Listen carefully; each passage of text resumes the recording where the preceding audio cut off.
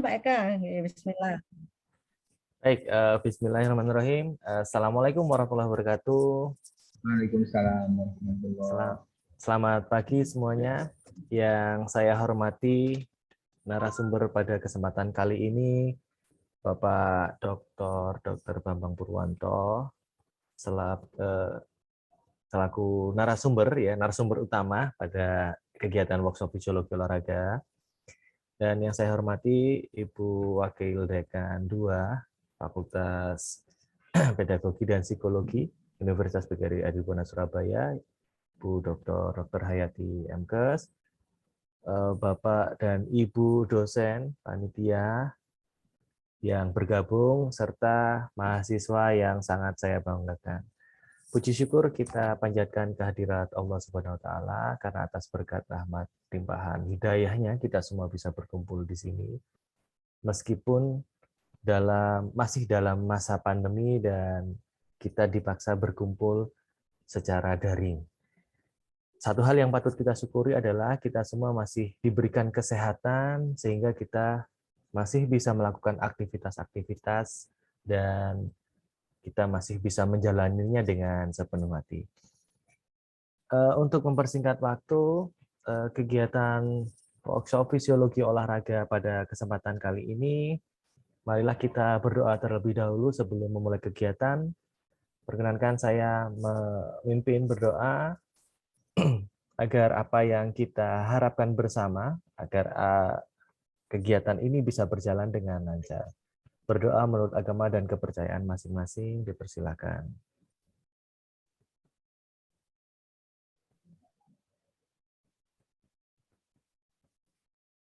Bisa diakhiri. Terima kasih. Selanjutnya, berkenan Ibu Wakil Dekan 2. Pak Eka itu Pak Andi sudah ini mungkin bisa memberi sedikit masukan sambutan sedikit. Pak Andi sepertinya sudah join ini.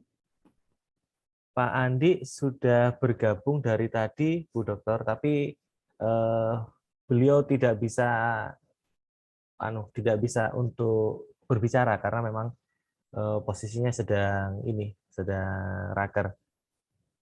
Oke, kalau begitu, Oke, baik. Mohon maaf sebelumnya untuk Dr. Bambang Purwanto karena memang kebetulan juga semua kegiatan ini hari ini kebetulan 3 kegiatan secara bersamaan dan salah satunya adalah workshop fisiologi ini. Untuk selanjutnya mohon berkenan Ibu Wakil Dekan 2 Fakultas Pedagogi dan Psikologi, Ibu Dr. Hayati MKes untuk memberikan sedikit sambutan dan sekaligus berkenan untuk membuka kegiatan pada pagi hari ini. Untuk Ibu Dr. Hayati, kami persilahkan. Bismillahirrahmanirrahim. Terima kasih Pak Eka selaku MC sini.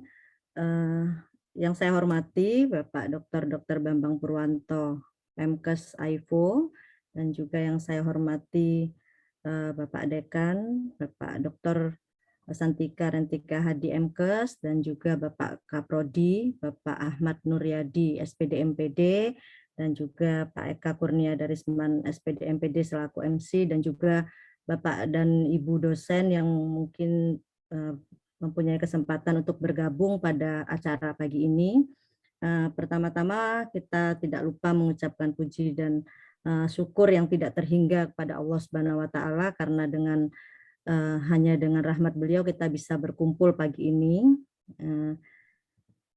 Dan kemudian juga salawat dan salam kepada junjungan kita Nabi besar Muhammad SAW karena kebetulan hari ini juga acara kita adakan pada hari Jumat. Mudah-mudahan barokah Jumat ini bisa menambah kelancaran dari acara ini dan juga penuh dengan manfaat tentunya. Mudah-mudahan acara ini nanti bisa memberi masukan, memberi motivasi kepada adik-adik mahasiswa dalam mengikuti perkuliahan fisiologi olahraga dan juga mungkin dalam menambah keilmuan di bidang fisiologi olahraga. Saya menyampaikan mohon maaf dan salam dari Pak Dekan juga Pak Kaprodi karena kebetulan beliau-beliau pada hari ini juga menghadiri acara yang hampir sama, yang satunya juga seperti ini, dan juga kita kebetulan hari ini ada raker di saat yang bersamaan, dan karena memang raker sudah dimulai sehingga dengan tidak mengurangi rasa hormat kepada narasumber kita, beliau berdua mengucapkan salam dan mohon maaf yang sebesar-besarnya karena itu mewakili kepada saya untuk membuka acara ini. Dan untuk itu karena waktu juga sudah menunjukkan pukul 9:24, maka dengan mengucap Bismillahirrahmanirrahim, saya menyatakan bahwa webinar fisiologi olahraga, workshop fisiologi olahraga dalam rangka hibah PKKM di Prodi Pendidikan Jasmani Universitas PGRI Adi Buana hari Jumat tanggal 26 November 2021 secara resmi dinyatakan kita mulai dan bisa dilaksanakan. Mungkin itu saja dari saya. Terima kasih. Saya kembalikan lagi kepada MC. Assalamualaikum warahmatullahi wabarakatuh. Waalaikumsalam. Waalaikumsalam warahmatullahi wabarakatuh. Terima kasih Bu Dr. Hayati MKes AIFO telah membuka secara resmi kegiatan ini. Maka selanjutnya untuk sesi yang berikutnya adalah sesi materi yang akan disampaikan langsung oleh narasumber kita pada pagi hari ini, Bapak Dr. Bambang Purwanto MKes AIFO.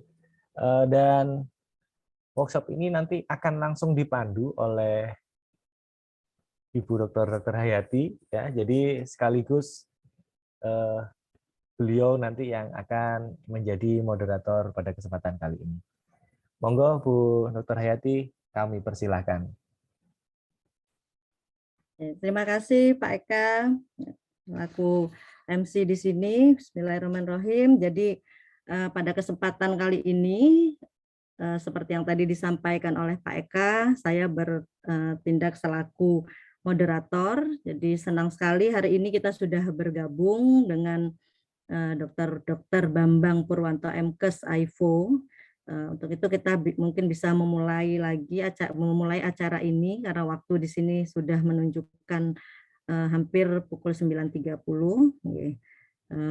Pertama-tama mungkin saya ucapkan dulu selamat pagi kepada semuanya. Assalamualaikum warahmatullahi wabarakatuh. Dan sebelum memulai acara ini, mungkin ada satu yang Waalaikumsalam warahmatullahi wabarakatuh. Yang harus kita lakukan, kita harus memekikkan yel-yel kita biar lebih semangat lagi. Jadi ini Jumat ini sepertinya kok mendung ya di tempat saya, mungkin yang lain juga, karena itu biar lebih semangat kita pekikkan. Jadi Pak Bambang, ini kita di Adi Buana ini punya yel-yel, jadi yel-yel kita ini biasanya pada acara-acara seperti ini kita sampaikan. Jadi yel-yelnya itu semangat pagi, nanti akan dijawab dengan pagi, kemudian semangat pagi yang kedua dijawab dengan pagi, pagi, pagi, yes, seperti itu. Ya. Mungkin bisa saya mulai, adik-adik mahasiswa, nanti bisa bersama-sama ya, biar lebih semangat. Semangat pagi. Pagi. Semangat pagi. Pagi. Yes. Apa tekad kita? Satu Adi Buana. Oke. Dan diakhiri dengan tepuk tangan. Jadi terima kasih semuanya. Jadi itu tekad kita, Dr. Bambang, memulai pagi ini dengan penuh semangat. Mudah-mudahan adik-adik ini juga dengan penuh semangat mengikuti workshop kita pagi ini. Nah, ini sebelum Dr. Bambang menyampaikan materi beliau, mungkin sedikit ini saya menyampaikan kurikulum vitae-nya. Kalau saya lihat ini dari kurikulum vitae yang dikirimkan, ini rasanya kalau saya harus membacakan semua, ini nanti saya yang menyampaikan materi, ini waktunya habis karena ini ada 11 lembar ya, ada 11 lembar. Jadi mungkin secara garis besar aja saya sampaikan. Ini narasumber kita pada pagi ini yang terhormat Dr. Bambang Purwanto MKes AIFO. Beliau ini merupakan staf pengajar di Universitas Airlangga, di Fakultas Kedokteran Universitas Airlangga, lebih tepatnya di bagian ilmu faal. Faal atau faal itu sama dengan fisiologi, dan beliau juga staf pengajar di S2 dan di S3 di Universitas Airlangga juga. Dan kalau kita melihat catatan dari latar belakang pendidikan, beliau ini S1 sampai S3-nya di Universitas Airlangga. Dan kemudian, nah di sini ada serangkaian award yang sudah diperoleh dari tahun 2011 sampai 2015 ini. Beliau sudah mendapat banyak sekali award-award, mungkin juga ini karena terpotong di 2015, saya yakin sampai 2021 ini masih ada lagi award yang beliau peroleh di sini. Dan juga dan tentunya karena beliau ini merupakan staf pengajar di fisiologi di faal, maka beliau concernnya adalah dalam ilmu faal, dan juga beliau juga merupakan alumni S2-nya ilmu kesehatan olahraga, sehingga beliau ini pasti merupakan pakar yang patut memang kita minta bantuannya untuk menjadi narasumber, karena beliau sangat menguasai bidang-bidang kepakaran di fisiologi olahraga. Dan ini research beliau sangat banyak di sini, karena beliau ini juga merupakan pembimbing dari skripsi S1, S2, dan S3. Dan kebetulan beliau juga merupakan co-promotor saya waktu saya mengambil S3 di Erlangga, Universitas Erlangga. Jadi ini mungkin kita tidak membacakan satu persatu ya. Ini riwayat penelitian beliau yang demikian panjang. Ini di scroll aja rasanya butuh waktu lama ya. Ini juga ada publikasi-publikasi ilmiah, dan kemudian juga ada buku-buku yang sudah beliau hasilkan di sini. Jadi rasanya cukup beralasan kenapa kita memilih beliau sebagai narasumber kita pagi ini. Nah, yang satu yang saya beri catatan di sini, bahwa Dr. Bambang ini dengan timnya, dengan tim di Universitas Fakultas Kedokteran di bagian ilmu faal Universitas Airlangga itu mempunyai satu kegiatan yang ini saya sangat apresiasi sekali, yaitu kegiatan Indonesian Medical Physiology Olympiad di sini atau IMPO, yang ini sudah beberapa tahun secara concern ini dilaksanakan, tapi memang karena di sini adalah medical physiology, sehingga audiensnya itu pesertanya adalah mahasiswa-mahasiswa Fakultas Kedokteran. Nah, terus terang Dr. Bambang mengadopsi dari ide tersebut itu akhirnya kami ya, saya khususnya dengan teman-teman di di Adibuana ini itu juga mempunyai ide. Jadi terus terang ini sedikit mencontek ya, tapi dalam versi lain, bahwa kami juga ingin punya acara yang sama, dan ini sudah pernah saya mulai waktu itu sebelum pandemi, dan kita memang terjeda karena pandemi ini. Kita juga membuat Olimpiade Fisiologi Olahraga, tapi dalam bentuk yang sederhana, di mana pada saat itu kita masih internal, audiensnya mahasiswa, mereka mewakili kelasnya masing-masing mempresentasikan. Jadi bukan kuis, kalau di UNER kuis, kalau di sini kita hanya presentasi. Kita di situ membuat satu forum ilmiah. Nah, ini ke depannya dalam rangka Merdeka Belajar ini juga ke depannya kami berwacana bahwa kegiatan ini akan kami lanjutkan, dan kami insya Allah akan bekerja sama dengan APOPI. Jadi dari kita mungkin skupnya nanti nasional, tapi khusus untuk yang dari olahraga keolahragaan. Jadi mungkin nanti untuk kegiatan ini tidak menutup kemungkinan kalau suatu saat kita juga bisa meminta bantuan Dr. Bambang sebagai penasehat, mungkin seperti itu, atau mungkin juga tidak menutup kemungkinan kalau suatu saat kita bisa membuat MOU atau MOA dengan Faal, karena ini kita juga sedang menggodok MOU Dr. Bambang dengan Dr. Sutomo, karena kita juga secara rutin akan mengadakan pelatihan pencegahan cedera bekerja sama dengan Sport Clinic. Jadi itu mungkin panjang lebar saya sampaikan dari kurikulum vitae dan latar belakang dari acara ini. Dan untuk selanjutnya mungkin karena waktu di sini sudah menunjukkan pukul 9:35, untuk 1 jam ke depan silahkan nanti adik-adik mendengarkan paparan dari beliau mengenai peran fisiologi dalam olahraga. Jadi saya sempat mengintip PPT beliau, mungkin hari ini akan sangat menarik karena beliau tidak memaparkan materi tapi lebih kepada studi kasus. Jadi mungkin itu akan lebih menarik, lebih aplikatif. Untuk itu kepada Dr. Bambang Purwanto MKes AIFO, waktu dan tempat saya serahkan untuk memberikan paparannya dalam waktu 1 jam ke depan. Persilahkan Dr. Bambang.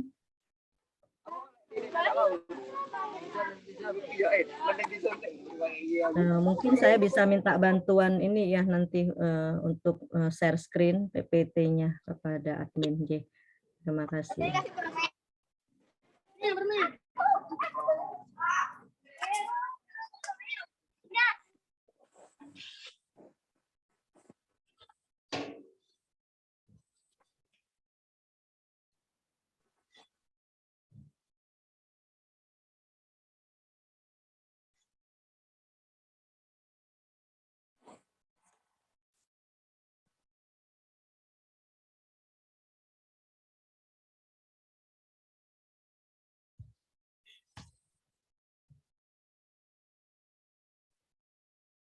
Dr. Bambang, monggo Dok.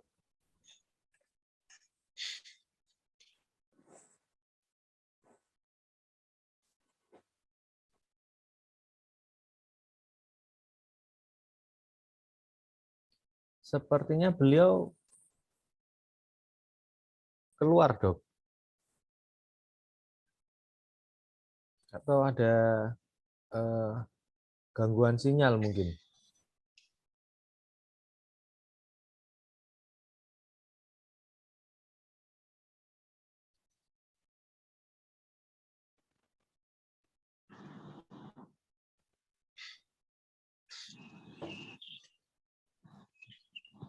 Mohon maaf Bu Hayati tadi kelempar sinyalnya, gangguan di sini. Oke. Iya, saya sudah Oke, Dok. Monggo Dok, lanjut. iya. Baik. Bismillahirrahmanirrahim. Assalamualaikum warahmatullahi wabarakatuh.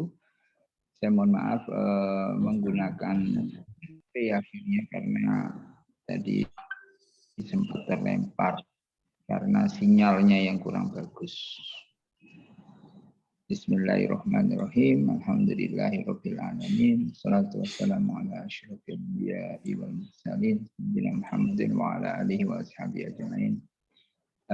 Yang saya hormati Bapak Dekan, kemudian Ibu Wakil Dekan, Bapak Kaprodi, dan teman-teman dosen di ilmu keolahragaan UNIPA, serta mahasiswa yang sangat saya banggakan. Saya ucapkan terima kasih pertama kali karena diberikan kehormatan untuk bisa bergabung pada acara kali ini, dan izinkan saya untuk hari ini sekedar sharing ya, tentang pengalaman beberapa tahun belakangan ini kami berkecimpung di dalam dunia fisio olahraga. Memang sedikit ada irisan antara apa yang dimiliki oleh teman-teman di UNIPA, terutama di bidang olahraga, dengan kami yang di UNER ini, di bidang fisiologi olahraga. Irisannya itu adalah olahraganya. Perbedaannya mungkin terletak kepada orientasi dan basic knowledge-nya. Saya yakin teman-teman di keolahragaan semuanya akan sepakat bahwa yang digunakan sebagai pijakan di dalam pengembangan ilmu olahraga itu adalah sport science, dan orientasi dari sport science itu adalah tidak lain adalah prestasi olahraga. Nah, yang membedakan dengan kami di UNER ya, itu adalah terletak pada kami menggunakan pijakan rumusan ilmu fisiologi dengan orientasi tidak hanya prestasi tapi juga sehat. Nah, ini. Sehingga kemudian di tempat kami itu ada namanya program studi ilmu kesehatan olahraga yang cita-citanya itu membawa setiap insan olahraga tidak hanya berprestasi tapi berprestasi dalam kondisi yang sehat. Mohon maaf, ini perlu saya sampaikan karena kenyataan di lapangan sering kita jumpai bahwa atlet-atlet kita yang bahkan sudah berprestasi di tingkat internasional itu kalau kita telisik lebih teliti, kita lakukan pemeriksaan ya, laboratorium ataukah pemeriksaan fisik yang lain, kita akan temukan ternyata kondisi atlet kita itu tidak benar-benar sehat. Nah, ini cukup memprihatinkan ya. Ya, saya beberapa waktu yang lalu sempat diminta gabung di PONI Jatim dalam persiapan jelang PON. Kita coba evaluasi kesehatan atlet Jawa Timur, ternyata cukup mengkhawatirkan. Ya, terutama pada fungsi ginjal dan livernya. Saya kurang tahu apakah ini disebabkan oleh karena proses panjang latihan, ataukah ada intervensi-intervensi lain yang kemudian menyebabkan si atlet ini menjadi tidak sehat. Tentu kalau ini dibiarkan terus, maka ke depannya atlet ini juga tidak akan mampu bertahan dalam kondisi yang baik, sehingga cepat atau lambat akan berdampak kepada prestasinya. Ini, jadi ini sekedar intermezzo awal bagaimana adanya ilmu yang disebut dengan fisiologi olahraga itu memberikan nuansa baru ikut andil di dalam perkembangan dunia olahraga selain sport science. Jadi ya sebetulnya tidak dibedakan ya, fisiologi olahraga itu juga bagian dari sport science. Oleh karena itu di beberapa institusi termasuk di Unipa saya yakin fisiologi olahraga itu adalah bagian yang diajarkan, bagian yang disampaikan kepada mahasiswa dalam kurikulum untuk memberikan dasar penting bagi mahasiswa dalam memahami sport science secara utuh. Nah, pagi hari ini saya tentu tidak akan memberikan kuliah tentang fisiologi olahraga karena saya tidak diberi tugas untuk memberikan kuliah dan nggak mungkin juga memberikan kuliah fisiologi olahraga dalam waktu 1 atau 2 jam terlalu singkat, sehingga momen ini saya ingin mengajak semua yang hadir untuk kita berdiskusi, terutama dengan hal-hal yang sifatnya simple, sederhana, mendasar terkait dengan praktek keolahragaan kita sehari-hari. Tentu saya yakin Anda akan dengan mudah untuk bisa menjawabnya, namun mungkin saja ada hal-hal yang menarik yang bisa kemudian kita diskusikan bersama. Mohon dibantu slide berikutnya. Nah, jadi presentasi saya akan model tanya jawab. Pertanyaan-pertanyaan yang akan saya sampaikan itu adalah pertanyaan-pertanyaan yang simple, sederhana, dan saya yakin ini menjadi pertanyaan keseharian kita di dalam praktek olahraga. Nah, sekarang pertanyaan pertama, coba ya kita perhatikan. Ada seorang pemain bola, dia terjatuh kesakitan sambil memegang tumitnya. Tahu ya tumit ya?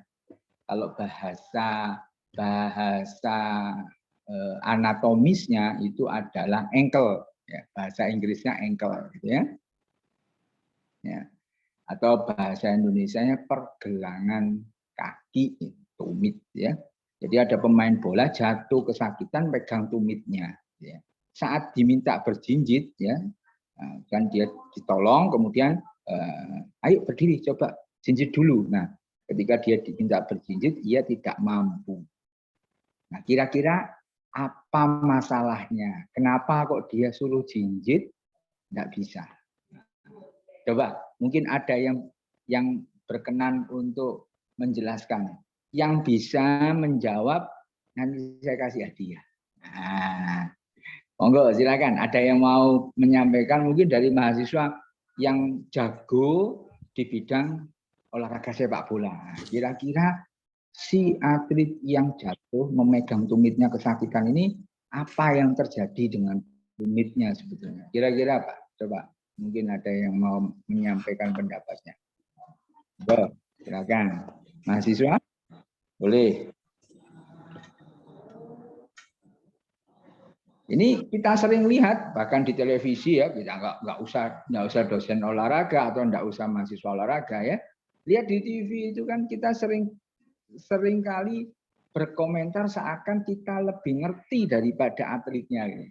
Atau bahkan kita lebih ngerti dari komentatornya gitu ya. Apa itu cuman pura-pura, itu kakinya dipegangi nggak apa-apa gitu kan. Nah, kira-kira apa yang kemudian terjadi pada atlet ini dan kenapa kemudian medis yang masuk ke dalam lapangan membantu si atlet ini kemudian meminta dia untuk berjinjit, itu kira-kira kenapa?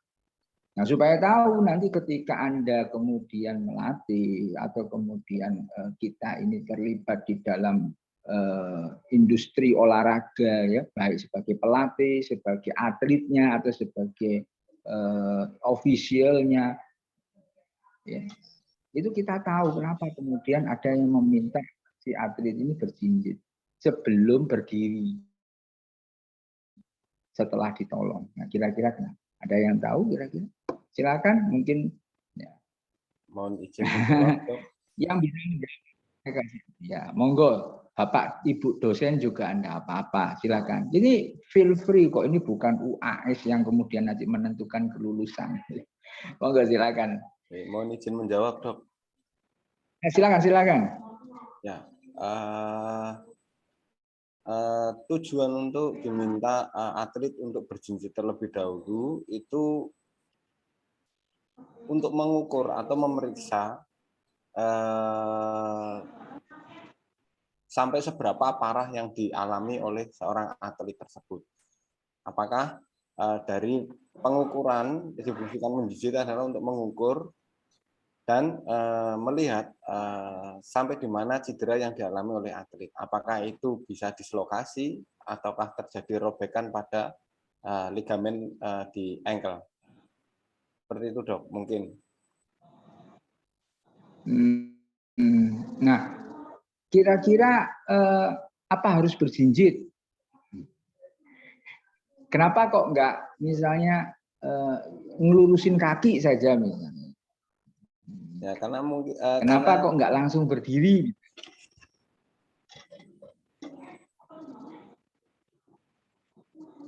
Monggo silakan, kira-kira gimana jawabannya?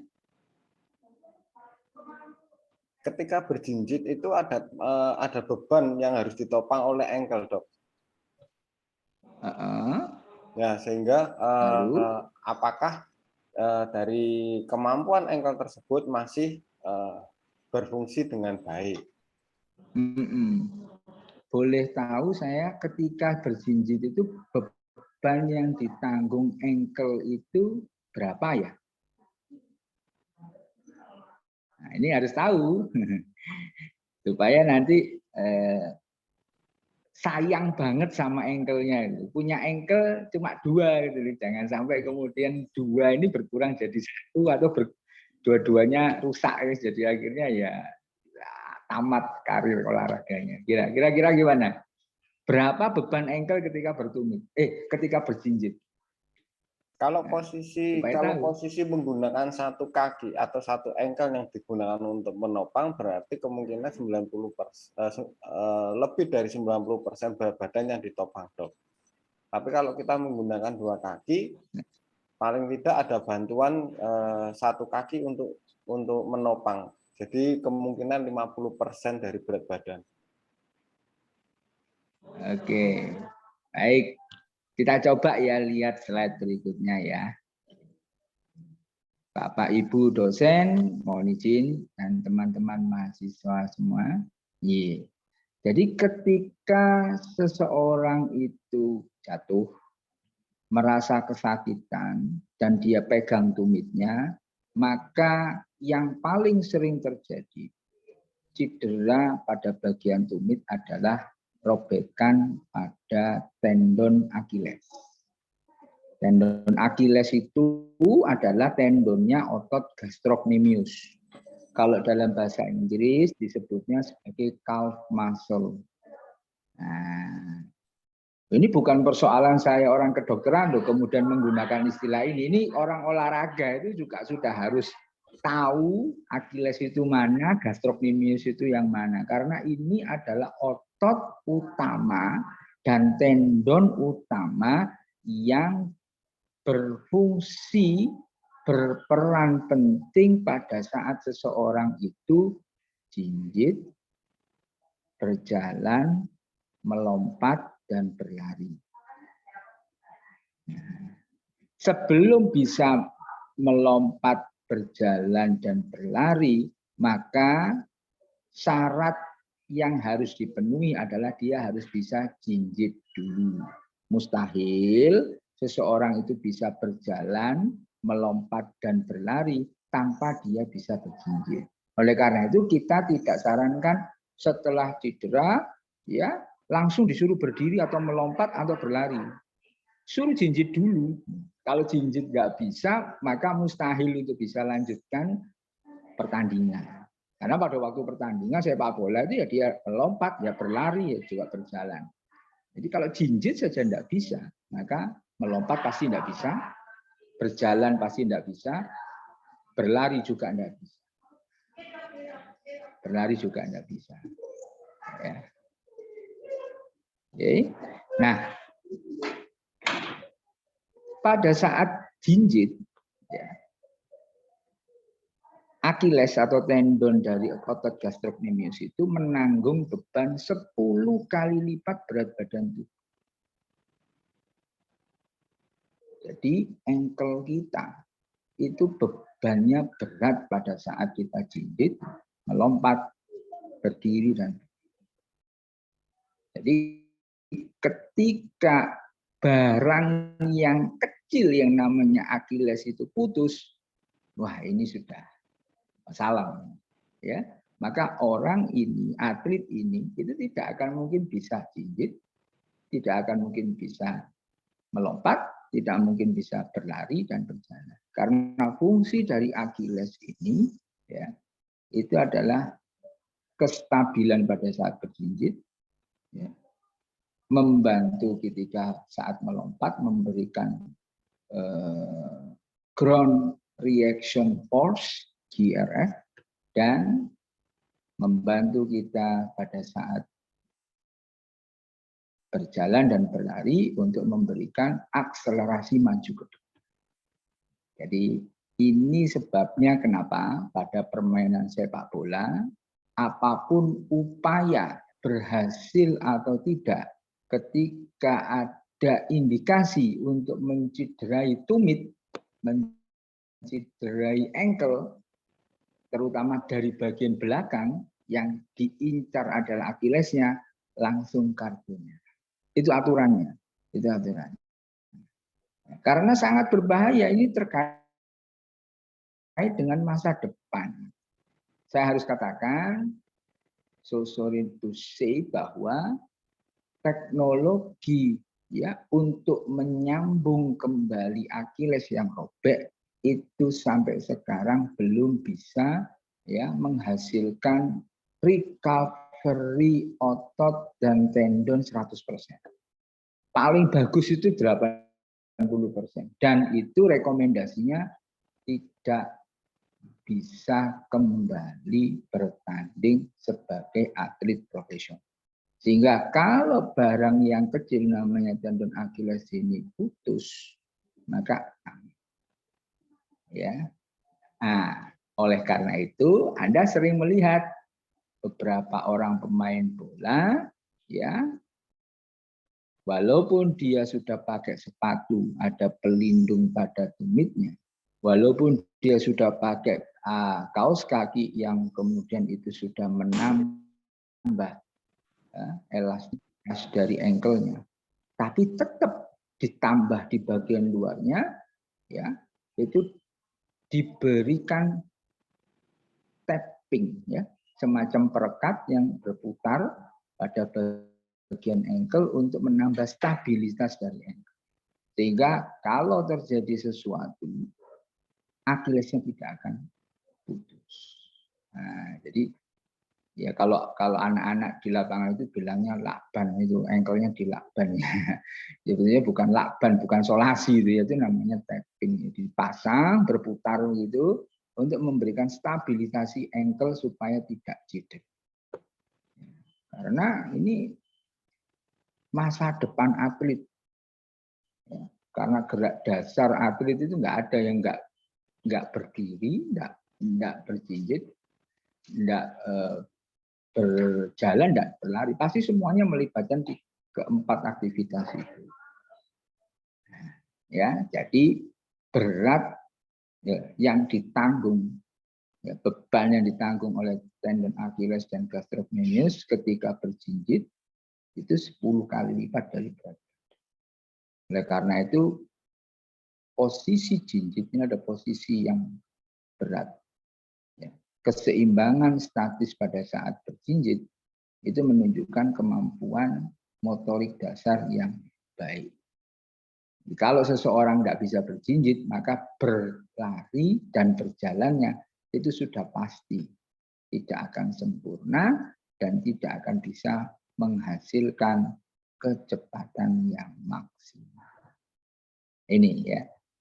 Nah, ini hanya akan bisa dipahami ya, penjelasan seperti ini apabila kita belajar fisiologi olahraga.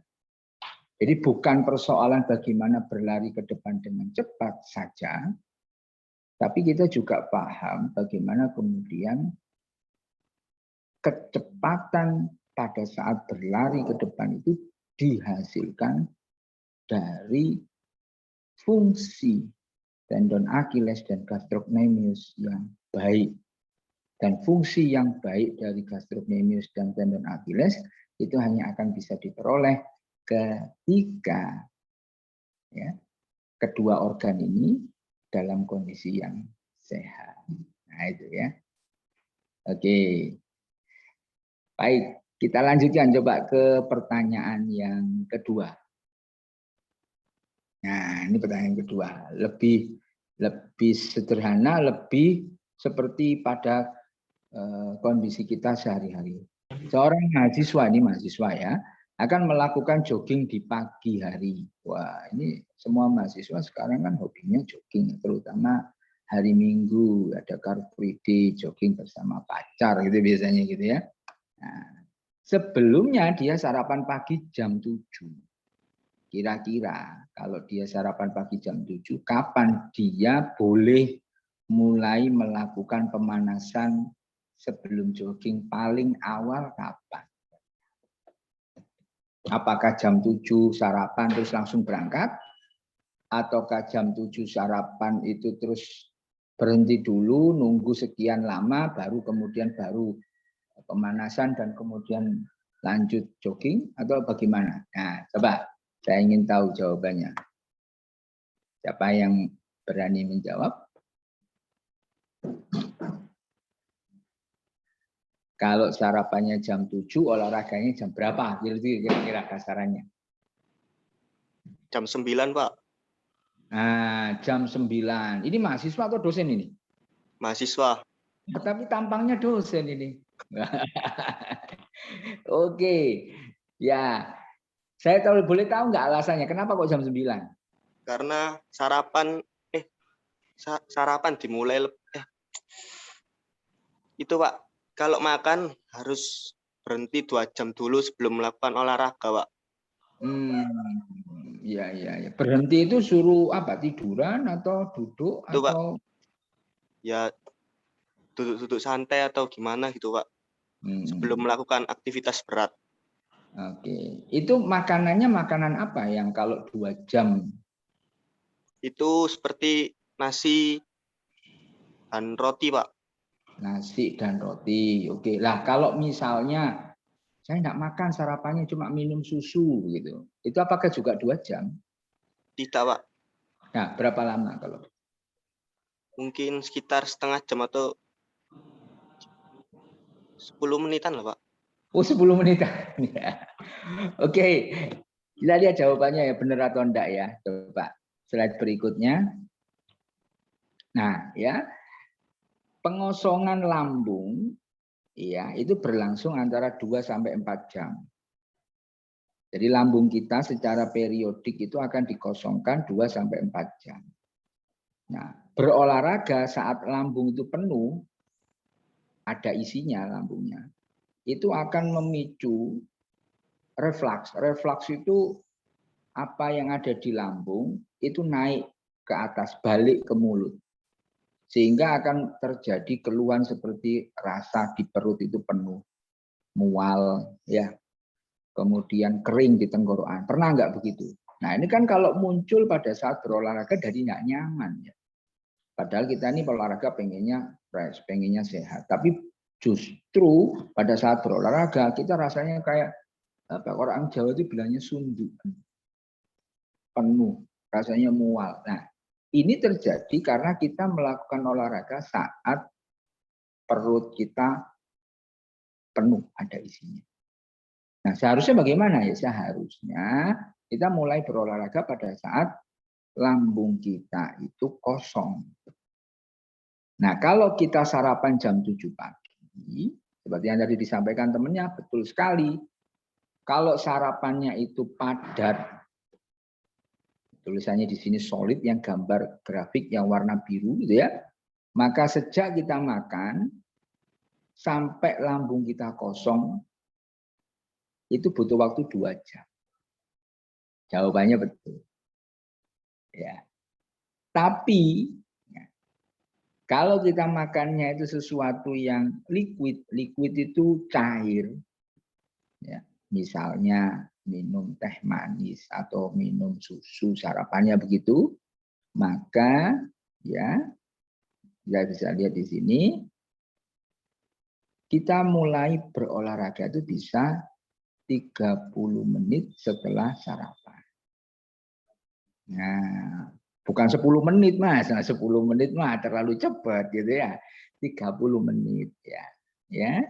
Jadi lebih awal kalau kita mengkonsumsi yang bentuknya cair. Nah, hal ini itu bisa dipakai sebagai panduan. Jadi misalnya, wah, temennya sudah datang panggil-panggil itu. Ayo kita main bola. Padahal Anda baru saja sarapan. Tidak apa-apa, pergi saja. Nanti pada waktu turun ke lapangan, tunggu 30 menit. Ya, catatannya tadi sarapannya adalah yang cair. Tapi kalau sarapannya yang solid, ya mendingan ditunda aja. Aku nggak ikut hari ini. Kapan-kapan saja, karena kesalahan kita di dalam mengatur waktu yang tidak tepat untuk antara makan dengan berolahraga. Daripada nanti setelah ikut olahraga, ternyata malah ada gangguan pada perut, ya, mual, muntah, ya, kering di tenggorokan kan jadi nggak nyaman. Itu ya. Jadi jawabannya bukan 10 menit, tapi 30 menit. Terlalu cepat kalau 10 menit. Ya, belum sempat diserap, belum sempat melewati lambung, tapi sudah mulai olahraga. Itu sama dengan kemudian menyimpan apa itu namanya juicer ya, di dalam lambung, muncrat semua ke atas ya, akhirnya orangnya menjadi mahasiswa tadi menjadi mual, rasanya tidak nyaman, atau kalau orang Jawa bilangnya sundukan. Oke, coba yang ketiga sekarang. Ya, semua ini adalah terkait dengan praktek sehari-hari. Coba, ya sekarang pelatih. Kalau ada yang berprofesi sebagai pelatih, seorang pelatih ingin melatih anak didiknya yang berusia 6 tahun agar mahir menggiring bola sambil berlari.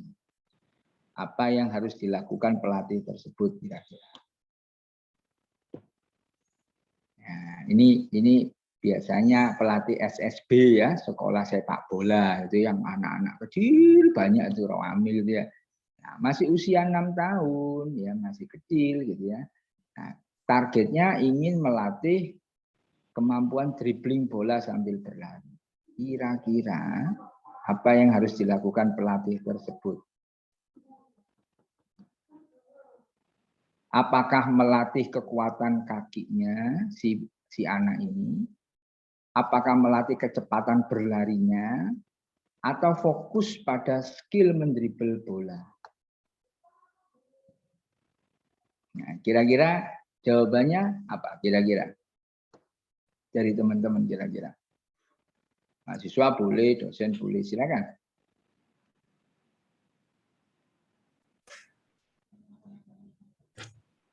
Kalau seperti ini kira-kira kita mengutamakan kekuatan tungkai, kecepatan berlari, atau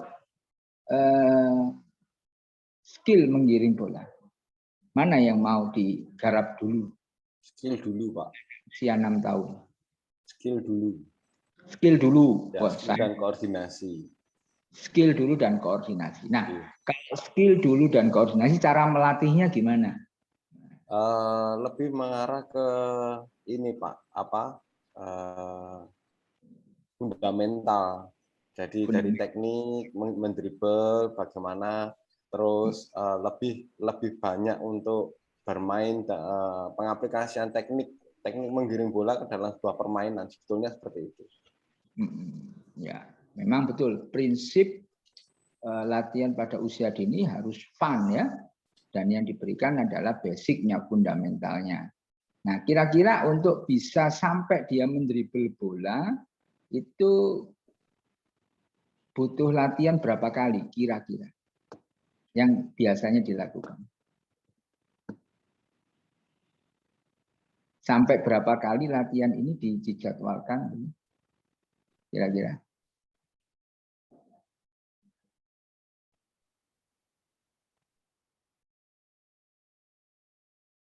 Jadi kan biasa pelatih itu kan punya periodisasi latihan toh. Iya, Pak. Nah, itu kalau untuk mendribel bola seperti ini gitu harus diulang berapa kali kira-kira latihan? Ini kalau dalam perhitungan periodisasinya ini masuk ke bagian tahap umum. Kalau dalam jangka waktunya per 3 bulan biasanya. 3 bulan itu biasa kita lebih ke latihan tahap umum. Nah, kalau anak-anak usia 6 tahun kan tidak bisa dipacu dengan kekuatan, tetapi lebih ke aktivitasnya untuk meningkatkan daya tahan. Nah, diimbangi dengan latihan-latihan teknik di tahap umum termasuk fundamental. Nah, itu 3 bulan biasanya, 3 bulan. Kalau berapa kali latihannya tergantung dari program latihan yang diberikan dari seorang pelatih.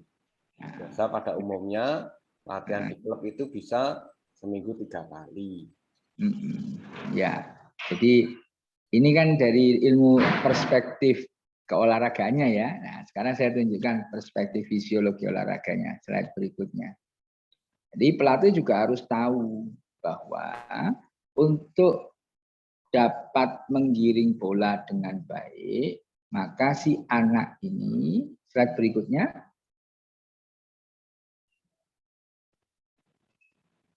Tuh, ada kendala ya di slide. Nah, untuk bisa menggiring bola dengan baik, maka anak ini refleksnya harus terbentuk. Nah, untuk bisa membentuk refleks, karena refleks ini somatik, maka harus diajari. Harus dilatih.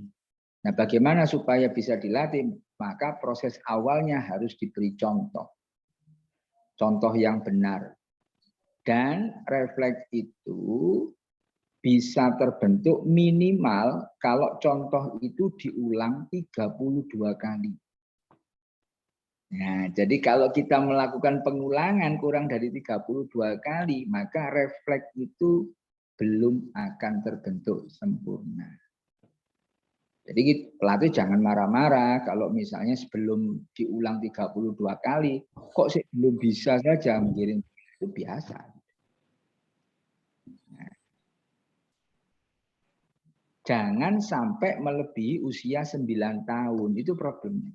Karena pembentukan refleks itu ada batas usianya. Kalau melebihi 9 tahun itu biasanya sulit untuk dibentuk. Oleh karena itu kalau ditanya kapan baiknya mulai latihan, ya sedini mungkin. Apalagi kalau terkait dengan skill dan terkait dengan refleks, maka butuh pengulangan sesering mungkin. Minimal 32 kali. Nah, kalau sesi latihan skill menggiring bola ini hanya diberikan 3 kali dalam seminggu untuk 1 bulan, berarti 3 kali 4, 12, ya masih kurang. Nah, gitu ya. Sehingga kemudian ini mendasari bagaimana kemudian kita membuat program latihan di dalam periodisasi. Nah, syaratnya tadi, contohnya harus betul. Contohnya harus betul. Jangan biarkan anak ini mengambil contoh sendiri. Misalnya lihat dari TV. Oh, Lionel Messi kalau giring bola kayak begini. Ya, belum tentu betul kan ya. Belum tentu betul. Atau biasanya anak itu mencari posisi ternyaman dari cara dia bergerak. Nah, itu juga harus dibetulkan oleh pelatih. Nggak bisa begini, menggiring bola kamu harus menggunakan bagian kaki ini. Nah, itu diulang terus selama sebanyak 32 kali minimal ya. Batasnya kapan? Usia 9 tahun. Kalau sudah 9 tahun, ya sulit untuk dibentuk. Sebaliknya kalau misalnya ada orang tua datang mendaftarkan anaknya untuk ikut latihan di SSB atau di klub. Kalau Anda mau jujur ya sampaikan saja ke orang tua, Pak ini sebetulnya anaknya terlambat didaftarkan. Saya tidak bisa janji bahwa anak ini akan berkembang baik karena sudah lebih dari 9 tahun. Nanti skillnya nggak akan sebaik sama adik-adiknya, itu nggak akan sebaik itu. Kalaupun dia baru mendaftar ke tempat Anda, maka pastikan bahwa dia sudah mendapatkan porsi latihan itu di tempat lain atau oleh orang lain. Sudah pernah latihan dribble bola? Pernah. Sejak usia berapa? Sejak usia 6 tahun. Kamu dulu dapatnya berapa? Bolak-balik Pak sampai bosan saya. Ya, ini ada contoh yang bagus. Kalau kita pernah melihat film Karate Kid, nah melihat ya Karate Kid yang aktornya adalah Jackie Chan itu ya, bersama satu orang anak yang dilatih. Ya, latihannya itu adalah sederhana, ya. Menanggalkan baju, diambil, diturunkan, menanggalkan baju, diambil, diturunkan, terus begitu. Dan itu diulang. Ya, itu untuk menimbulkan refleks. Jadi dia tidak diajarkan gerakan-gerakan jurus-jurus, tapi dilakukan itu terus. Sampai anaknya bosan dan marah-marah. Aku gak dilatih sih, gak dilatih kungfu, tapi malah disuruh menanggalkan baju, ambil, turunkan. Terus begitu. Nah inilah yang kemudian, ya ternyata film ini itu risetnya bagus ya. Artinya dia menggunakan konsep fisiologi olahraga untuk membangun cerita, filmnya bagus. Nah, ternyata setelah sekian lama latihan, diulang-ulang terus, baru dikasih tahu gurunya. Sini kamu. Nah, dikasih perintah saja dia sudah otomatis. Tangannya bergerak sendiri, kakinya bergerak sendiri. Nah itulah yang disebut dengan refleks. Jadi kalau dia dikasih bola, tapi dia kemudian diem saja dengan bola itu ya berarti refleksnya belum muncul. kasih aja bola. Ya. Kemudian giring ya, mendribble bola sambil berlari gitu. Nah, ini mustahil dilakukan kalau pengulangannya kurang dari 32 kali dan sudah melewati usia 9 tahun tapi belum pernah mendapatkan porsi latihan. Nah ini. Pernah nggak kira-kira dapat informasi seperti ini sebelumnya? Ya. Jadi ini adalah cara bagaimana seorang fisiologi olahraga itu menerapkannya di dalam kepelatihan. Jadi mungkin sedikit berbeda tapi tujuannya sama. Coba berikutnya, slide berikutnya. Di pertanyaan berikutnya. Ini ada pertanyaan yang keempat. Nah, ini kalau posisi kita sekarang jadi pencari bakat. Nah, saya paling seneng ini jadi pencari bakat. Wah, kerjaannya main-main terus kemana-mana ketemu banyak orang. Ya. Seorang pencari bakat maraton, pelari maraton, menemukan 2 orang anak dengan karakter yang berbeda. Si A, anak A, itu pendek, tapi lincah. Kalau lari cepat. Sedangkan anak B tinggi, tapi nggak begitu lincah. Dan kalau lari, ya biasa saja. Kira-kira kalau Anda jadi pencari bakat, pilih A atau B untuk maraton. Nah, ya. Kira-kira mau milih yang mana, A atau B, gitu kan? Ya. B, Dok. Jangan dijawab begini loh. B, yakin. Nah, tapi yang A itu anu loh, titipannya bupati loh. B. Si A itu titipannya bupati gimana? Kira-kira. Yang B titipannya wali kota, Dok. Titipannya wali kota. Iya kan sering gitu ya dapat cerita-cerita begitu ya. Iya. Kenapa? Kira-kira milih B kenapa Pak? Milih B kenapa kira-kira? Karena maraton tidak diperlukan kecepatan dan kelincahan, tetapi kontinuitas yang lama atau endurance yang lama. Oke. Dan apakah endurance itu bisa dipenuhi dengan karakter yang anak itu tinggi?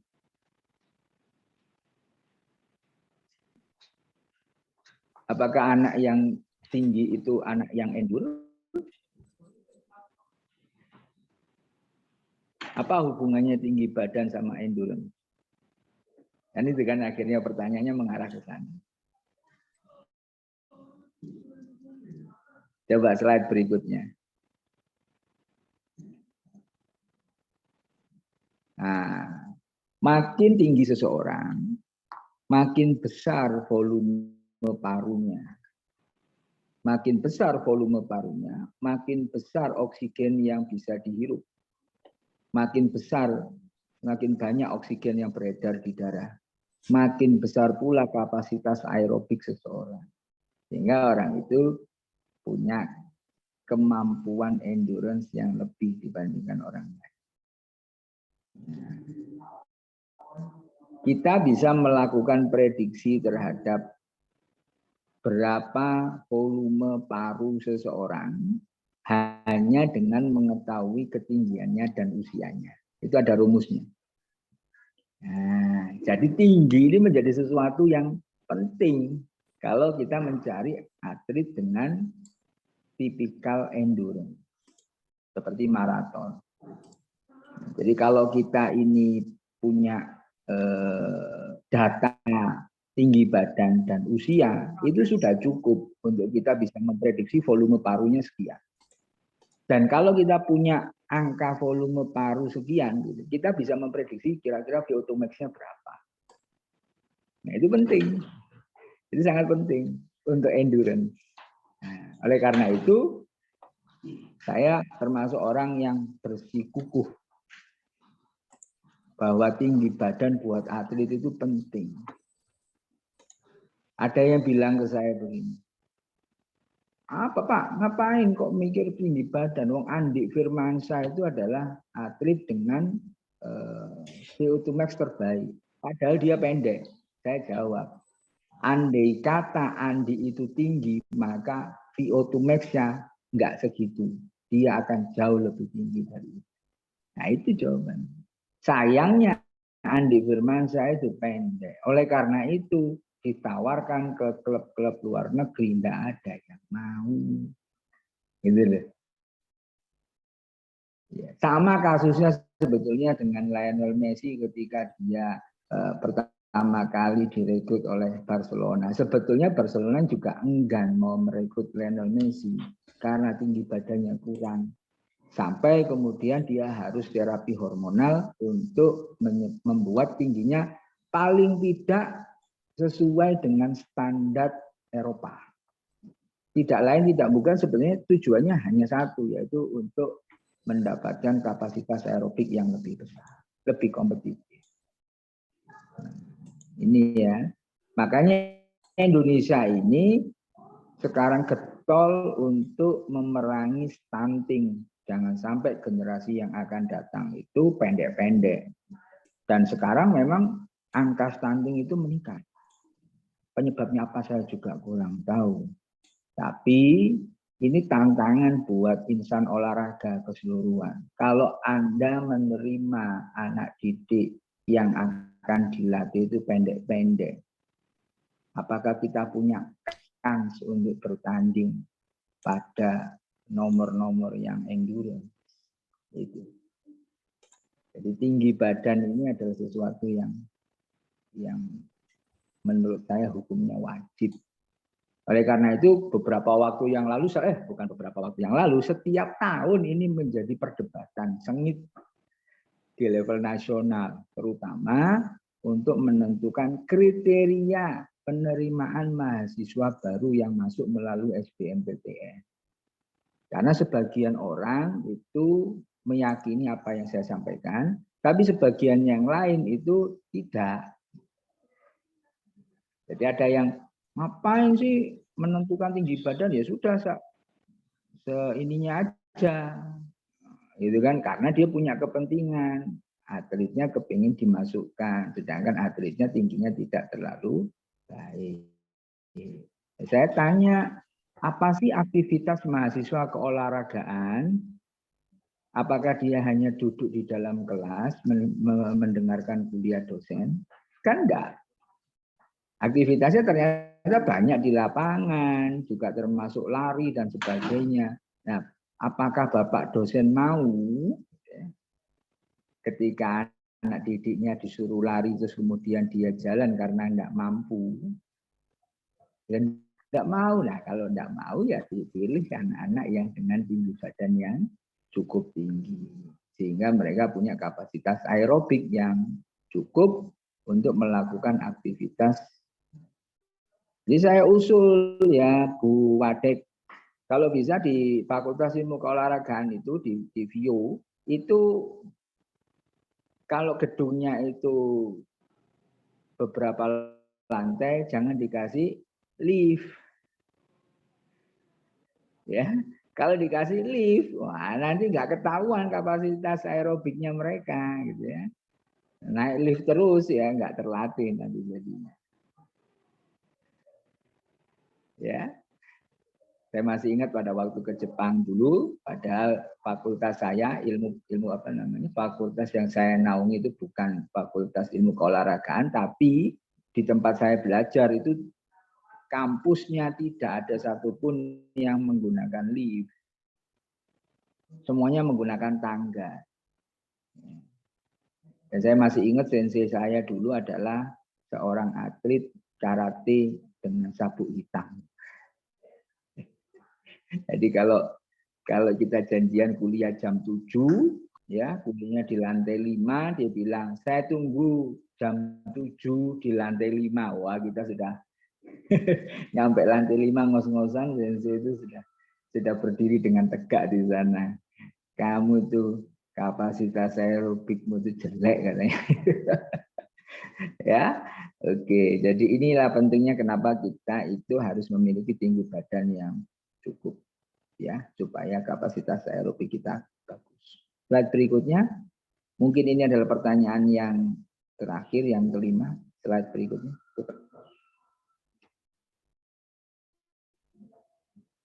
Bisa dibantu slide berikutnya? Ya, ini yang terakhir. Seorang pelatih ingin mengistirahatkan anak didiknya setelah latihan intensif. Sebaiknya durasi waktu yang dibutuhkan untuk istirahat itu selama berapa hari? Ini hal-hal yang sederhana. Ayo, berapa hari kira-kira kalau habis latihan intensif, juga kasih latihan yang berat, terus kasih libur. Liburnya berapa hari? Ini juga sering jadi pertanyaan. 1 hari, gak kurang kah? Pak, si kemeng Pak, masuk ya disuruh latihan lagi gitu. Gimana? Ada yang punya jawaban lain 1 hari, ada yang 2 hari, atau berani 3 hari? Maaf dok, apa tadi pertanyaannya dok? Maaf tadi saya ke toilet. Ini di Orang pelatih ingin mengistirahatkan dibaca. anak didiknya.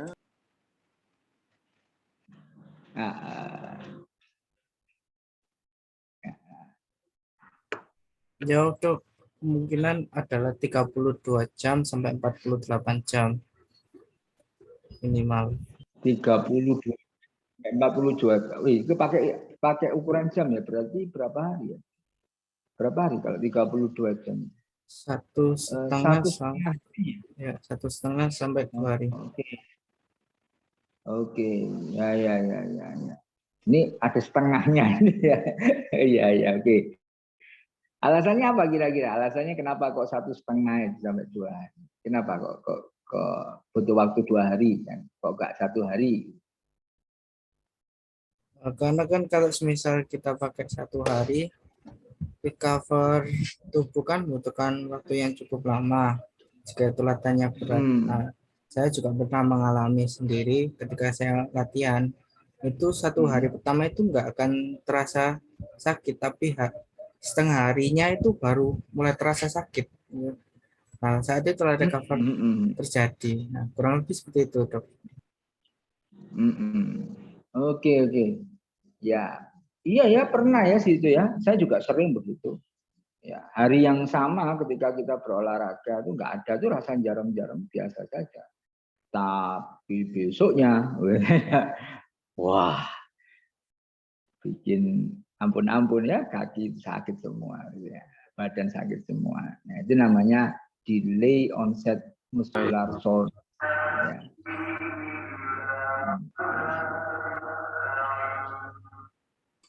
Oke, coba slide berikutnya kita coba langsung saja jawab.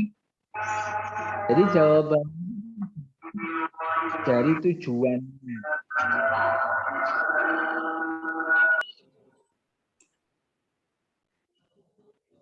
Ya, tergantung dari tujuan kita, tujuan yang ingin kita dapatkan. Kalau yang ingin kita dapatkan itu adalah recovery sempurna seperti yang tadi disampaikan temannya, ya, bahwa kondisi yang berikutnya itu sama dengan kondisi ketika awal memulai latihan, maka butuh waktu 2-3 hari. Yang gambar C, butuh waktu 2-3 hari. Ya, jadi kalau pelatih menginginkan kondisi berikutnya itu sama dengan kondisi awal sebelum latihan intensif, maka butuh waktu istirahat 2-3 hari. Perhatikan ya.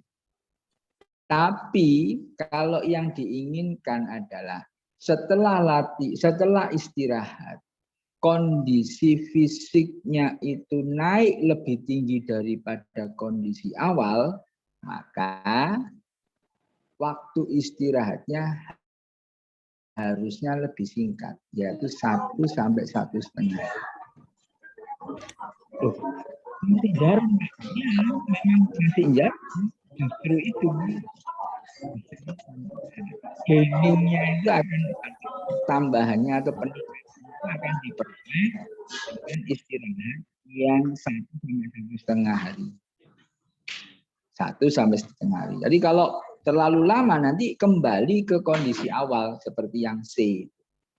Tapi jangan istirahat kurang dari 1 hari karena yang terjadi adalah justru nanti akan terjadi penurunan performa fisik dan plus ada overtrain syndrome, ya, badan sakit, hangat di tubuh, ya, sedikit demam, ya, nggak nyaman dan sebagainya. Nah, ini terjadi karena kurang istirahat. Biasanya itu kalau dilakukan recovery-nya hanya kurang dari 1 hari. Tapi kalau recovery-nya ya lebih lama 2–3 hari, nah itu akan kembali ke posisi semula. Tapi kalau kita gunakan 1–1,5 hari, maka performa fisiknya akan naik. Akan naik terus.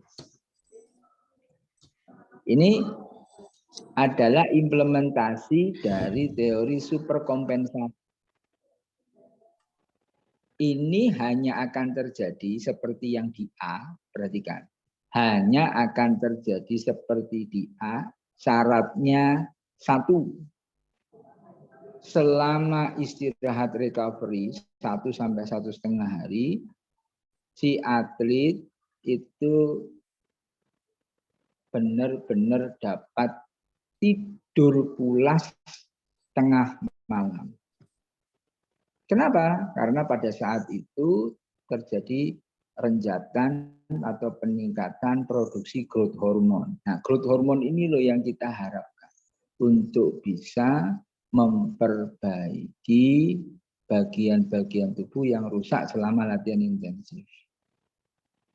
Tapi kalau habis latihan intensif diliburkan 1–1,5 hari, anaknya tapi tetap tidak tidur, masih juga begadang malam, nah ya nggak akan bisa terjadi peningkatan seperti yang kita.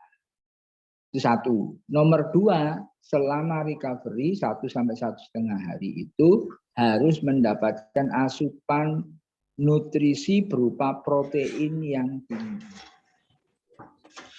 Entah dalam bentuk suplemen ataukah dalam bentuk makanan ya yang memiliki kadar protein yang 2 itu syaratnya, tidur pulas sama asupan protein yang cukup. Kalau asupan proteinnya kurang, walaupun dia tidur pulas, hasilnya juga enggak akan maksimal. Nah, ya, jadi ini adalah adopsi dari teori superkompensasi. Istirahat dipadu dengan nutrisi asupan yang cukup. Nah, ya. Slide berikutnya. Jadi ini adalah 5 contoh bagaimana fisiologi olahraga itu diterapkan dalam sport science. Untuk menentukan bagaimana rumusan FITT. FITT itu frekuensi, intensity, time, and type ya di dalam suatu pemrograman latihan. Digunakan untuk menentukan onset, kapan mulai latihan, ya seperti tadi sarapan jam 7, kapan mulai latihannya, ya tergantung sarapannya apa, kan ya harus ditanya dulu sarapannya apa, liquid atau solid. Kalau solid ya 2 jam, kalau liquid ya 30 menit. Untuk menentukan kapan berhentinya, berapa lama istirahatnya, untuk menentukan apa yang diukur. Perlu menentukan laktatnya atau mengukur yang lain, tekanan darahnya atau yang lain. Menentukan apa yang dilatih, apakah kecepatannya, apakah kekuatannya atau endurance-nya. Dan menentukan hal-hal lain. Jadi yang saya cuplik hanya 5. Nah, saya hanya ingin memberikan gambaran bahwa penguasaan fisiologi olahraga yang baik itu akan sangat membantu baik di dalam praktek ya merencanakan program latihan, baik di dalam praktek mencegah terjadinya cedera olahraga, ataupun pada praktek seperti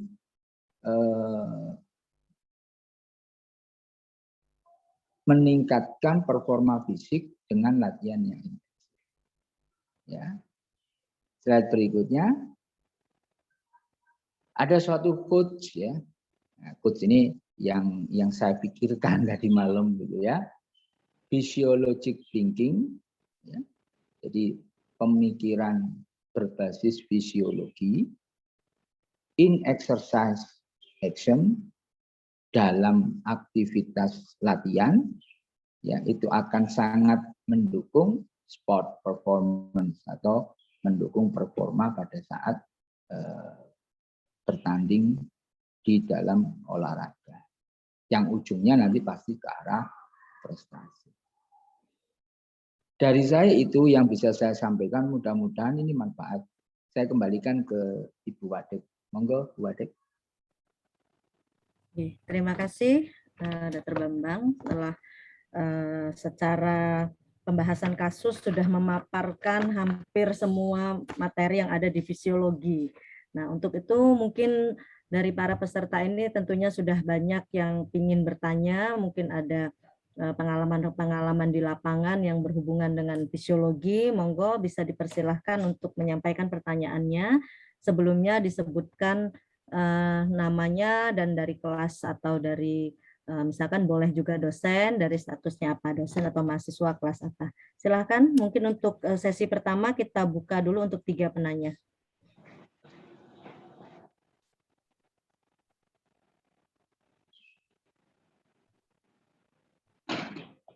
Monggo, silakan. Bisa perwakilan dari tiap kelas atau mungkin bisa siapa saja. Tadi sepertinya saya lihat dari siapa nih tadi ya yang aktif menjawab beberapa ini, ada Richard, ada siapa tadi, Osa atau siapa ya, itu juga sepertinya itu pengalaman dari kesehariannya, mungkin ada masalah atau apa yang perlu dibahas. Mumpung kita kedatangan pakar di sini. Akmal ya. Silakan. Tanya pada Pak Dr. Bambang. Dokter, mohon izin bertanya. Monggo, monggo, Mas. Begini, dokter, ini kan ada beberapa pelatih yang mempunyai pendapat bahwa terkadang ketika melatih, kalau tidak sesi latihan belum selesai atau belum sampai 2 jam tidak boleh minum. Nah, terkait dengan tadi yang disampaikan oleh dokter bahwa tentang gimana kita harus berhenti makan untuk isi lambung di saat mau mengikuti latihan. Ini bagaimana, Dok, kaitannya, Dok? Yeah. Yang saya dengar tadi tidak boleh sebelum 2 jam. Jadi ada maaf ada gangguan, Dok. Bentar.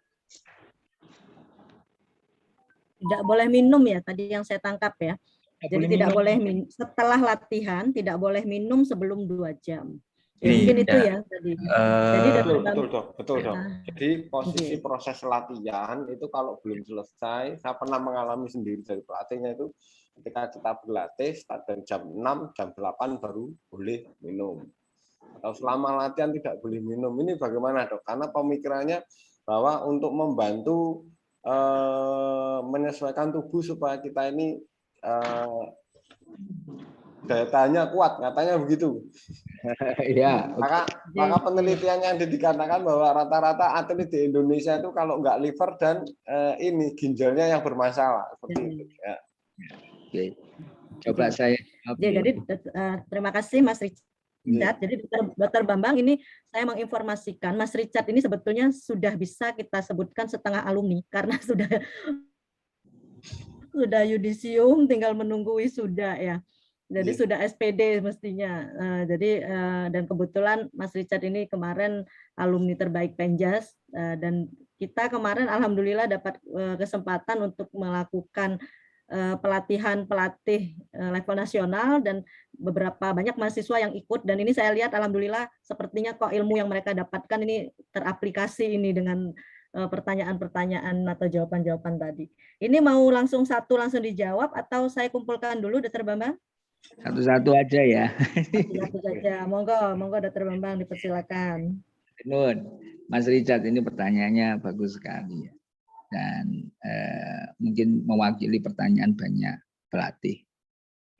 Jadi benar sekali, saya juga pernah mendapatkan curhatan yang sama ketika melakukan sosialisasi bersama Prof. Haristiono di Bali dan di Lombok. Ternyata memang yang dilakukan di lapangan begitu. Jadi pelatih itu tidak menganjurkan untuk minum sebelum sesi latihan itu berakhir. Bahkan ada yang nggak tega itu cuma ngasih minum itu sebatas tutupnya aqua itu loh, Bu Adek ya. Jadi tutupnya aqua, jadi kan sedikit sekali gitu. Hanya untuk menghilangkan keringnya mulut gitu ya. Nah ini kalau dari tinjauan fisiologi menurut kami kurang tepat. Kurang tepatnya begini, karena pada saat kita berolahraga itu akan banyak cairan yang hilang, baik itu melalui keringat atau melalui hilangnya cairan yang tidak terlihat atau invisible water loss. Dan itu jumlahnya besar. Ditambah lagi kelembapan di Indonesia yang negara tropis ini tinggi, yang menyebabkan dehidrasi itu mudah sekali terjadi. Ya, kalau tidak percaya, coba kita bergerak sedikit saja, begitu ya. Bergerak sedikit saja, maka produksi urin kita itu akan berkurang. Dan sebetulnya mudah kalau ada yang misalnya jalan-jalan gitu ya, naik mobil kemudian kok kebelet pipis gitu ya, ingin buang air kecil gitu, itu kalau ingin menunda supaya nggak buang air kecil, rubah saja posisi tubuh. Atau AC-nya dimatikan. AC-nya mobil itu dimatikan. Nanti kan rasa ingin buang air kecil itu akan tertunda dengan sendiri. Kenapa? Karena dengan dimatikan AC, suhu kembali normal, dan kemudian di dalam mobil itu jadi kelembapannya akan sama dengan di luar. Nah, ini akan menyebabkan tubuh kita akan mengalami dehidrasi dan akan memicu keluarnya hormon namanya antidiuretik hormon atau ADH. Nah, ADH ini yang kemudian mencoba untuk menghambat keluarnya urin dengan meningkatkan reabsorpsi air di ginjal. Jadi intinya adalah bahwa selama latihan itu kita butuh sekali untuk minum.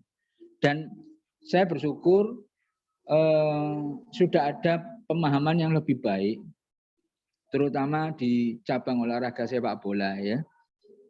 Sejak beberapa tahun yang lalu itu diberlakukan aturan water break ya, terutama untuk kondisi-kondisi ketika pertandingan itu kelembapannya tinggi, itu dan suhunya tinggi, itu diberlakukan water break. Jadi 30 menit bermain, kemudian ada break untuk minum.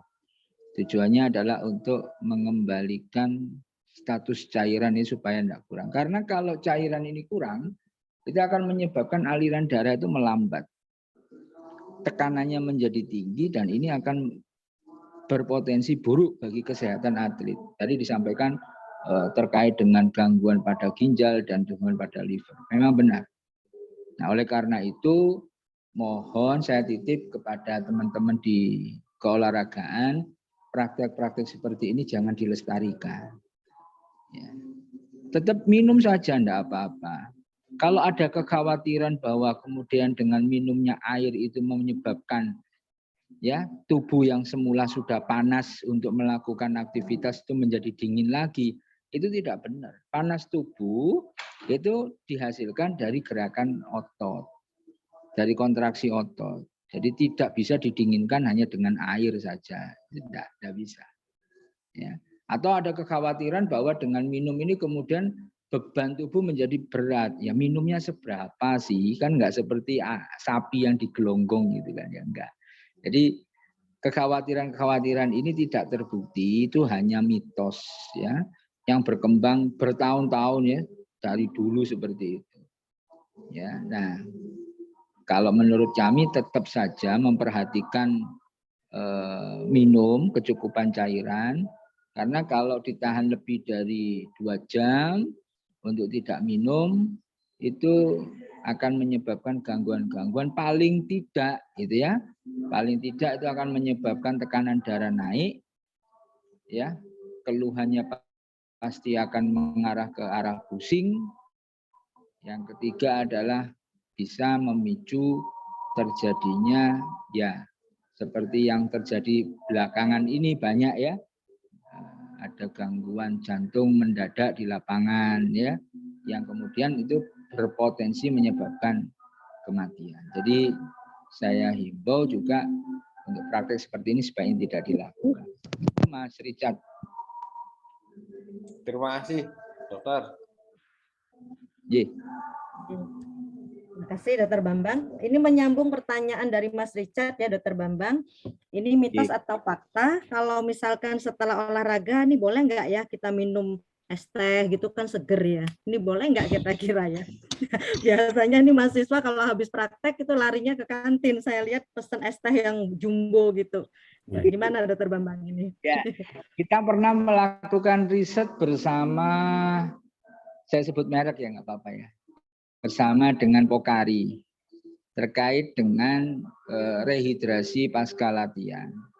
Nah, hasil riset itu memberikan beberapa karakterisasi cairan terbaik yang bisa dikonsumsi pasca latihan. Ini saya bocorkan sedikit terkait dengan suhu air yang diminum. Maka yang direkomendasikan itu adalah air yang sejuk. Air yang sejuk, bukan air yang cold ya, bukan air yang dikasih es batu ya, kayak es teh itu ya, bukan begitu. Air sejuk. Jadi kalau mau itu adalah air, kita punya tumbler, kita punya air, wadah air itu, terus kemudian kita masukkan ke cooler. Ya, kita masukkan ke lemari es, bukan freezer ya, coolernya. Nah, terus kemudian kita minum, itu boleh. Itu boleh. Tapi kalau yang freezer itu akan menyebabkan iritasi pada tenggorokan. Itu berarti suhunya terlalu dingin. Ya. Kenapa kok cold ya? Kenapa kok yang kenapa kok dingin ya? Kenapa kok yang sejuk? Bukan dingin. Ya, kenapa kok yang sejuk? Karena pada air yang suhunya sejuk itu absorpsi usus itu menjadi lebih baik. Absorpsi usus itu menjadi lebih baik sehingga recovery cairan, rehidrasi cairan itu menjadi lebih cepat. Nah, kalau seperti yang tadi disampaikan, misalnya beli es teh gitu ya, coba nanti dikembalikan kepada pengalaman sendiri. Kalau kita habis latihan terus minum yang dingin, bukan yang sejuk, jadi air terus ada es batunya gitu ya, maka haus itu cepat hilang, betul ya? Rasa haus itu akan cepat hilang. Kita akan cepat mudah terpuaskan hanya dengan minum nggak sampai 1 gelas es teh. Padahal status cairan kita masih kurang. Nah, itu yang disebut dengan efek fata morgana. Jadi masking effect, efek yang menipu. Kita seakan-akan sudah cukup cairannya, padahal belum. Hanya karena coldnya tadi. Jadi kita minum yang suhunya terlalu rendah itu akan menyebabkan kita ini menjadi cepat puas, ya, tidak haus lagi. Padahal tubuh kita masih butuh cairan yang banyak. Itu. Nah, kenapa kok nggak hangat? Nah ini kan biasanya kan sarannya tuh yang hangat. Kalau hangat itu air yang diminum akan meningkatkan suhu tubuh. Padahal selama berolahraga suhu tubuh sudah naik. Nah, ini akan menyebabkan produksi keringat kita nggak akan berhenti. Tetap berkeringat, walaupun sudah berhenti beraktivitas fisik, tetap berkeringat. Nah, berkeringat yang berlebih ini akan justru akan menyebabkan kita kehilangan cairan lebih banyak. Nah, jadi maunya minum untuk merecovery, untuk merehidrasi, tapi justru akan berkeringat menyebabkan kita kehilangan cairan yang menyebabkan dehidrasi. Nah, ini strategi yang kurang bagus. Sehingga kesimpulan dari penelitian yang kami lakukan bersama dengan Bukhari itu harus sejuk, bukan panas, tapi juga bukan dingin, bukan hangat, tapi juga bukan dingin. Karena itu akan berefek kurang bagus. Begitu yang bisa saya sampaikan. Terima kasih. Jadi kurang lebih mungkin kalau air dingin itu sekitar 5-10 derajat gitu ya Dokter Bambangnya. Kalau es itu bisa 0 sampai min ya. Jadi ya, adik mahasiswa mungkin ya, jadi nanti kalau ke kantin mungkin pesannya bukan air es tapi yang mungkin yang ada di kotak di box-box itu mungkin ya, itu lebih betul bagus. Ya, box itu ya. Ya, masuk ke Indomaret itu buka kulernya, ambil apa yang ada di situ, itu bagus, itu betul. Tapi jangan kemudian ditambahi es batu itu jadi nggak bagus. Oke, ini karena waktunya Dokter Bambang, mungkin satu lagi ini pertanyaan karena kita harus mengakhiri jam 11 juga, ini hari Jumat ya. Satu lagi pertanyaan, silakan.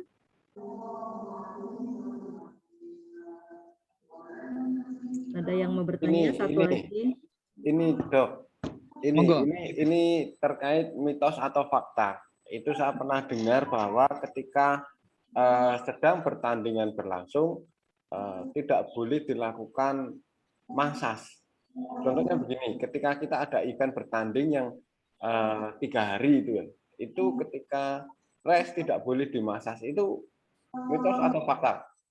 Ya. Saat rest maksudnya di antara pertandingan ya. Jadi sudah istirahat ya. Ya.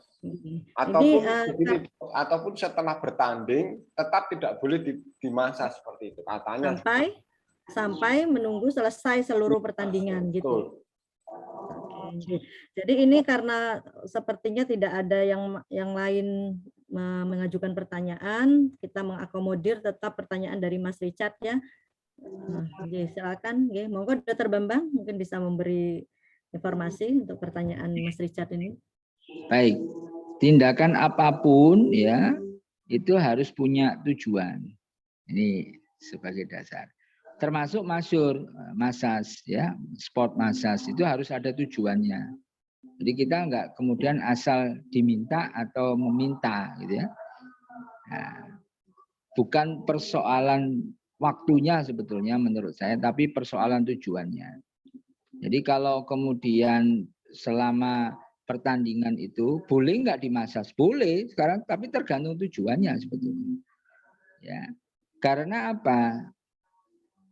Otot yang dalam kondisi siap bertanding, gitu ya. Kalau kita lakukan masas itu akan menyebabkan otot itu dingin lagi. Nah, nanti butuh pemanasan lagi, itu kemudian akan menyebabkan kerugian waktu dan sebagainya. Belum lagi kalau misalnya durasi restnya, jeda antar pertandingannya nggak lama. Gitu. Jadi kalau dimasas ya akan dingin lagi, ya nanti butuh pemanasan lagi, ini kurang bagus. Itu nomor 1. Nomor 2, kalau memang pada saat itu, pada jeda antar pertandingan, itu diidentifikasi ada ya cedera, di mana perlu ada penanganan dari sport massage, maka ya menurut saya ya harus ditangani, harus dilakukan massage. Karena kalau tidak, maka pertandingan berikutnya justru akan mengkhawatirkan, cederanya akan menjadi lebih parah. Ya, jadi tergantung. Kalau ini tujuannya adalah memperbaiki atau mencegah terjadinya cedera yang lebih parah, maka sifatnya harus. Tapi kalau ini dikaitkan dengan misalnya mengurangi keletihan meningkatkan clearance-nya laktat, tapi dilakukan di jeda antar pertandingan, itu menurut saya resikonya justru lebih besar. Nanti akan membuat otot itu menjadi lembek lagi, menjadi dingin lagi, sehingga perlu pemanasan ulang. Ya, ini harus mengedukasi atlet juga ya. Atlet itu jangan kemudian sedikit-sedikit minta dipijit gitu ya, minta dimasas gitu ya. Bahwa kondisi-kondisi tertentu itu tetap dibutuhkan ya, dipertahankan sampai dengan semuanya selesai. Betul memang. Supaya apa? Supaya kondisinya optimal. Nah, pernah terjadi satu kejadian, ya Mas Surya enggak tahu ya. Dia cuma dipanggil, kemudian sambil menunggu pertandingan berikutnya dia diminta untuk melakukan spot massage pada atlet ya yang habis bertanding gitu ya. Tidak ada cedera, tapi kemudian dia hanya ingin ngilangin pegel-pegelnya gitu, supaya nanti lebih segar gitu. Tapi kenyataannya justru sebaliknya ya, ketika mau bertanding berikutnya dia lupa atau tidak sempat melakukan pemanasan, akhirnya justru mengalami cedera. Nah ini ya, karena ototnya belum cukup siap, dia turun bertanding dalam kondisi yang dingin lagi. Nah, ini yang kemudian kita tidak sarankan. Seperti itu, Mas Richard. Terima kasih, Dok. Sama-sama. Terima kasih, Dr. Bambang. Juga ini pengalaman saya secara pribadi itu seringnya kalau pada saat pertandingan seperti itu, biasanya besok mau bertanding itu atlet itu malamnya minta didatengin measure itu untuk dipijat semua. Dan juga mungkin kita perhatikan kalau setelah bertanding kan biasanya tuh ada apa ya, ada cedera-cedera ringan atau paling tidak ada proses peradangan ya, inflamasi di ototnya. Nah, mungkin ini harus diatasi dulu. Jadi kita tetap rise dulu gitu ya, Dr. Bambang ya, jangan langsung noham, jangan langsung massage begitu. Mungkin itu salah satunya. Ya. Jadi mungkin karena waktu sudah 10.56. Oh ya, tadi saya perlu informasikan Dr. Bambang tadi alhamdulillahnya ruang kelas kita itu sudah ada di lantai 4 tanpa lift, Dr. Bambang. Jadi yang meningkat PO2 Max-nya itu tidak hanya mahasiswa tapi dosen-dosennya, yang dimana harus tiap lantai itu istirahat dulu sambil lihat pemandangan di lapangan, naik lagi. Jadi seperti itu kondisinya. Memang kita diistimewakan, orang olahraga tuh harus kuat katanya gitu, diletakkan di lantai 4 ya. Dan ruang dosennya juga di lantai 3, Dok. Ruang dosennya juga di lantai 3 ya. Jadi memang ya cukuplah kita, walaupun dosen-dosennya di sini tidak hanya mahasiswa yang berlatih ya Pak Eka ya, dosen-dosennya juga. Baiklah, karena waktu juga, walaupun sebetulnya materi yang kita bahas hari ini cukup menarik ya, sangat menarik, sangat aplikatif. Beruntung sekali kita hari ini kedatangan seorang pakar yang beliau tidak hanya merupakan dosen tapi juga merupakan praktisi.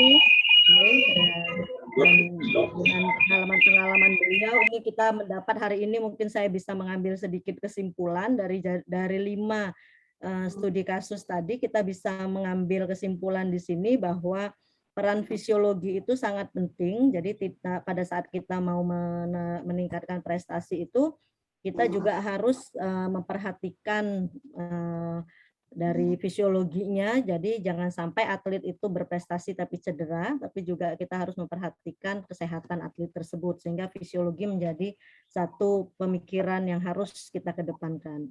Yang kedua, ini juga pengalaman-pengalaman di lapangan yang sering kita lihat di sini, bahwa untuk sebelum kita melakukan aktivitas ada jeda waktu antara kita mengkonsumsi makanan, yaitu tadi kita bisa lihat dari pemaparan, kalau makanannya dalam bentuk padat, solid, itu kita mungkin perlu istirahatkan 2-4 jam, sementara 2 jam, sementara kalau misalkan makanannya liquid atau cair bisa 30 menit.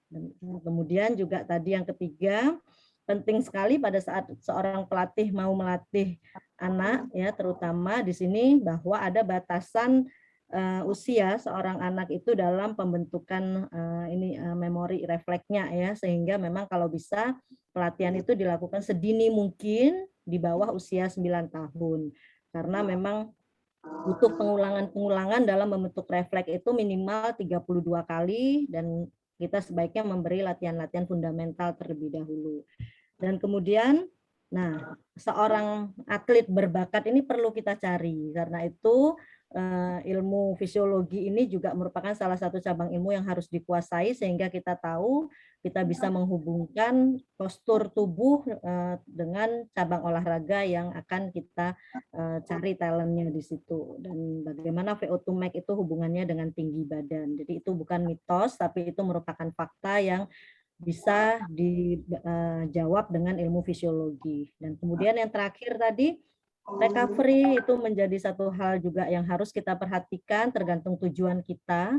Jadi berapa lama kita harus recovery, kalau selama ini mungkin praktisi olahraga itu pada saat menyusun program latihan, membuat periodisasi latihan, itu fitnya itu mereka hanya 1 minggu 3 kali, 1 minggu 4 kali, 5 kali, itu hanya harus ada dasarnya. Jadi recovery-nya itu kenapa memilih 1 hari, kenapa memilih 2-3 hari, itu tentunya harus dihubungkan dengan tujuannya. Kalau memang tujuannya untuk prestasi, tadi yang terbaik sekitar 1-1,5 hari, asalkan di situ pada saat istirahat itu harus tidur pulas tengah malam sehingga growth hormonnya bisa meningkat, proses recovery-nya bisa optimal, dan kemudian asupan proteinnya harus tetap dijaga.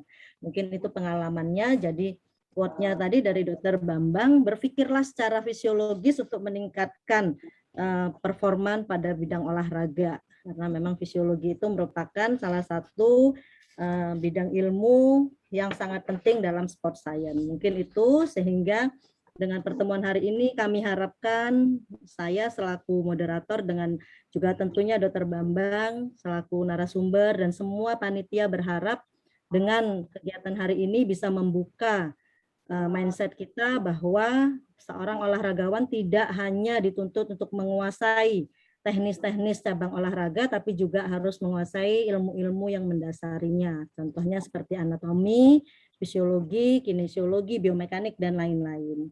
Mungkin itu saja dari saya. Terima kasih kepada narasumber kita yang luar biasa, Dr. Bambang Purwanto, MKes AIFO. AIFO itu adalah ahli ilmu faal olahraga. Dan juga terima kasih kepada segenap panitia yang telah bekerja keras untuk mewujudkan acara hari ini, dan juga tentunya kepada Dirjen Dikti yang sudah memberi bantuan dana untuk pelaksanaan dari program hibah PKKM ini. Saya akhiri pertemuan ini, kurang lebihnya saya mohon maaf selaku moderator. Assalamualaikum warahmatullahi wabarakatuh. Saya kembalikan kepada MC.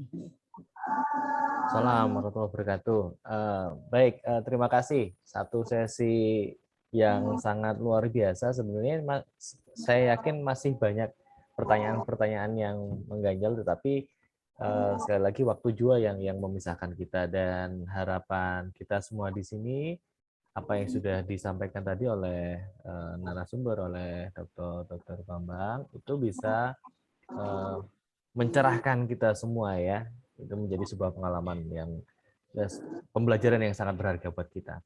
Sebelum mengakhiri sesi ini ya, sebelum mengakhiri kegiatan ini, terakhir kita foto bersama dulu. Tolong on cam ya untuk teman-teman peserta. Jadi kita foto dulu. Nah, ini kan kelihatan cakep-cakep sama cantik-cantiknya ini. Oke. Ya, baik, kalau sudah siap. Oke ya, 1, 2, 3. Sekali lagi. Oke. Baik, terima kasih. Sekian dari saya, kegiatan workshop fisiologi olahraga ini saya akhiri. Terima kasih banyak, dan jangan lupa di kolom chat tadi sudah saya share link untuk presensi workshop fisiologi olahraga ini. Saya akhiri sampai di sini. Mohon maaf jika ada salah-salah kata atau ada hal yang kurang berkenan. Terima kasih banyak. Salam olahraga. Salam sehat selalu. Assalamualaikum warahmatullahi wabarakatuh.